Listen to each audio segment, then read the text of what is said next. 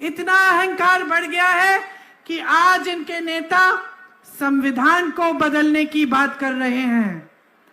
संविधान को बदलने का मतलब क्या है? गांव गांव में यहां इनके जो उम्मीदवार हैं, जो मंत्री हैं, इन्होंने बयान दिए हैं और बयान में कहा है इस बार भाजपा को जिताओगे तो संविधान बदल डालेंगे। अब आप सोचो, ये जो आप यहां खड़े हैं इस चुनावी सभा में, दूर दूर से आए हैं मेरी बातों को सुनने के लिए। क्यों आए हैं? आपको अपने भविष्य की चिंता है ना? आप जान रहे हो कि आपका वोट डलने जा रहा है। ये वोट आपके जीवन में तरक्की भी ला सकता है, गलत जगह चले जाए तो आपके जीवन को पीछे भी ला सकता है। आप 10 सालों से देख रहे हैं कोई तरक्की नहीं आई है। ये वोट आपका सबसे बड़ा औजार है। आज अगर आप अपने भविष्य को बदलना चाहते हैं तो हमारे संविधान ने आपको ये वोट दिया है।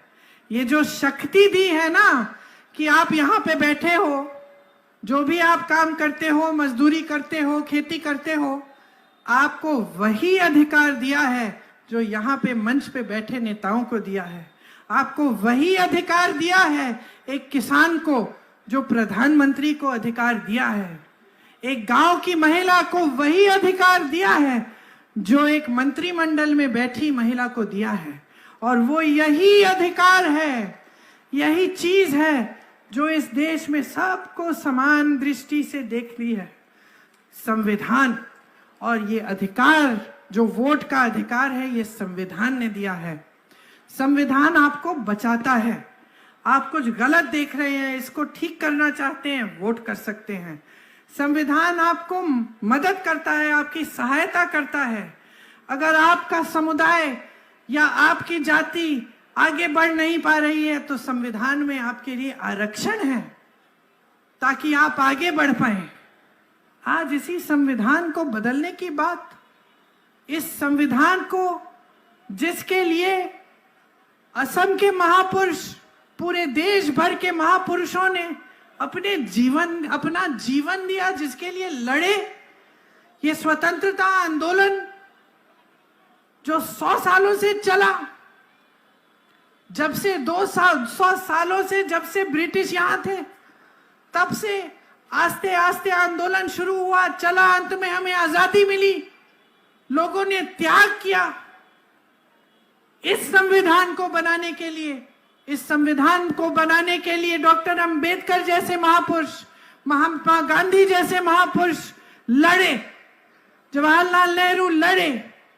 और आज ये लोग, इनका अहंकार इतना बढ़ गया है कि ये कह रहे हैं हमारी मूर्ति श्री लचित बोरफुकन की मूर्ति से बड़ी बनाओ, हम संविधान को बदलेंगे। ये संविधान इनका थोड़ी है कि ये बदल सकते हैं।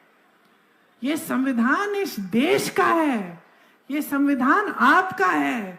जिस तरह से आपकी संपत्ति किसी बड़े खरबपति को पकड़ा रहे हैं, उस तरह से आज ये कहने लगे हैं कि आपका ये संविधान वे बदल डालेंगे, जब जी चाहे कुछ भी ले आएंगे।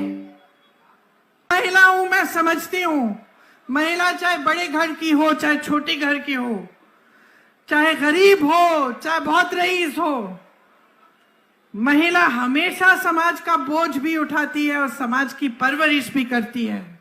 नई पीढ़ी को तैयार करने वाली मेरी बहन मेरी महिला है, सबसे ज्यादा मेहनत करने वाली महिला है।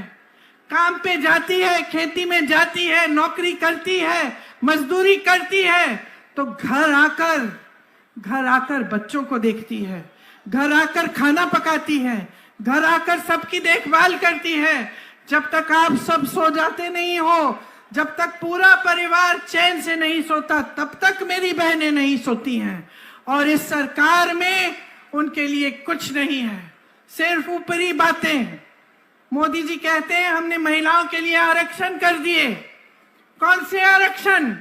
10 सालों के लिए वो आरक्षण सच्चाई ही नहीं होंगे, लेकिन उन्होंने हर जगह इवेंट बनाए, बड़े बड़े मंचों पर गए, उनको माला पहनाया गया, कहा गया कि महिलाओं के लिए वो कर रहे हैं। लेकिन असलियत ये है कि आपको 5 किलो राशन और 1200 रुपए पकड़ाकर ये कहते हैं कि बस चुप रहो, इतना मिलेगा तुम्हें बस और कुछ नहीं मिलेगा।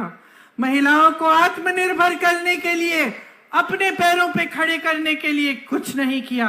कांग्रेस पार्टी चुनाव में गारंटी दे रही है और चुनाव के बाद देखना, जैसे हमने अपने प्रदेशों में सारे गारंटी लागू किए हैं, हम ये भी लागू करेंगे कि 50% मतलब आधी नौकरियां जितनी भी केंद्र सरकार में है आधी महिलाओं को मिलेगी।